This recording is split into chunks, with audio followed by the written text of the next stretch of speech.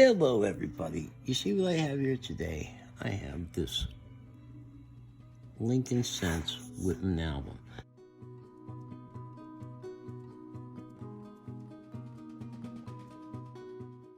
Look at that. This is the large print edition. A person like me can look through this book and not have to squint so much. And that's where we have the price guide for the time frame that we're dealing with. I took this old album, piece of plexiglass, and now I can sort all my coins on some of these little dots that I put in, okay? Because if you read along there, you got 1909 VDB, and then I got this little pink dot here. That's a 1909 SVDB. 1909 VDB, SVDB, SVDB, good shape, $625. Very good, $700. How about we jump into uncirculated? $1,200 for one of those pennies. This one here is the 40S. Now S means that this was made in San Francisco. I took and I cut out these pictures, and these are all pennies and nickels and such, and it tells you what condition your penny or your nickel would be in, okay? And you have to look at them real close because very fine. It shows you all that hair on him. I could see some of that hair, and I could see where he's worn on his ear and he's worn on his head, okay? So, it's not that good. There's a lot of hair on that one. Look over here. That's more like it. See a little bit of hair on that?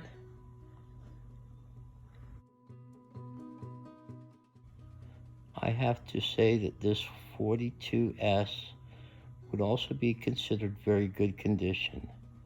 Right there, baby. In this book, 1940 book here, the very last penny that's going to go in this book would be the 1940S.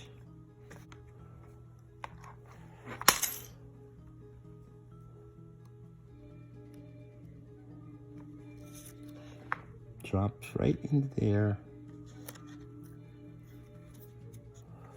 And then I put the slide right back over. Boom! Voila! And now my 1940S is in there. And the reason that we looked up this condition, 1940S is right there. Now, good, it's worth 15 cents. But we decided that my coin was very good, so that one is very good 8, is worth 18 cents for that penny. So as we put together this whole book, it's quite often beneficial to keep a track of how much you think all of your pennies are actually worth, okay? So as you see, my first penny in there, that's an 18-cent penny. As you can see, what a beautiful red the 1958 is, huh?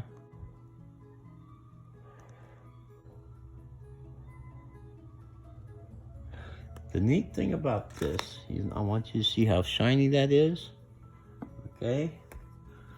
If you're a serious coin collector and you end up dealing with uncirculated coins to the extent that this one's so pretty, okay, you should consider one of these alternatives, all right? This here is a glove,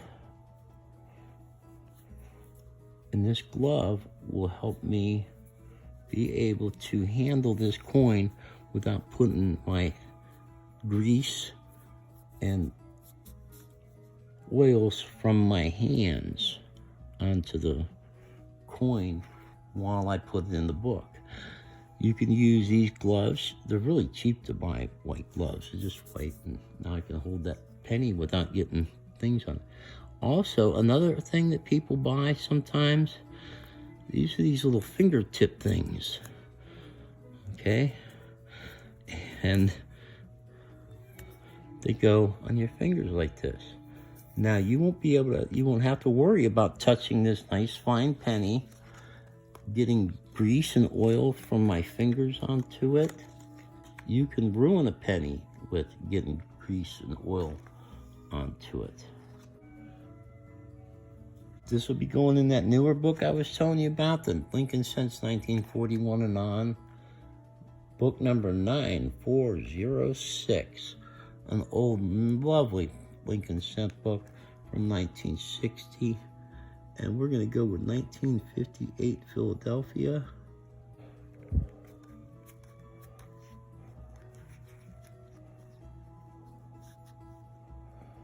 So 1958 Philadelphia. Look at that. I like the wheat ear so nice that I'm going to use that as the face instead of putting it up where the date shows out.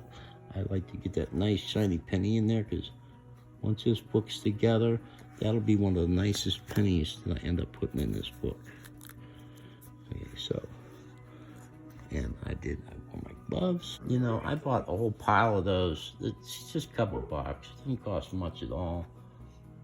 And once I bought them, I got them forever. These books often have little problems. See how that? But, like, you know, they are from 1960. This book is 1 year older than yours truly. And you can stick all these nice coins in here. I have stuck in an Indian head penny because they are rare. They don't belong in this album, but I thought, hey, what a nice filler, huh? Now, there's a 1909S. This is also like a $100 coin right here. And I have put in another Indian head penny. It's just something nice to fill up the spaces. Now, the rest of the years, I have them all pretty much correct. And you'll notice, 14D, huh? We're going to take a minute here, and we're going to look up 14D, because in 1914 in Denver, they only made 1,900,000. So in a worn-out, good condition coin to very good, you're talking $145 to $165 to buy that one penny. Now, if you're lucky enough to find one uncirculated, you go out shopping, $2,000 to find a nice, shiny, red, uncirculated penny.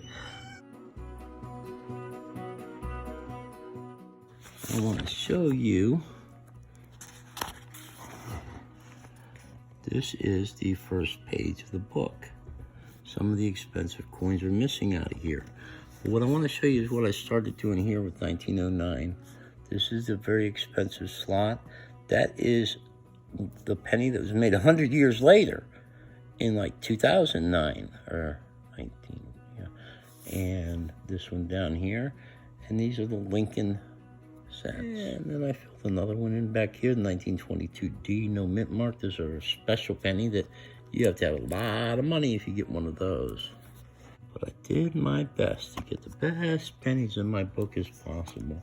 Now, each time I fill up a book like this, I try to make some sort of listing of how much all this stuff's worth. Okay? This is book 6, so there's a lot of holes in it, okay? But what I've done here is I've got the date, the condition of the penny that I have, and how much I figure that it's worth, okay? And each one. So I've got coins in this book worth like $2.90 is the 1920s, okay?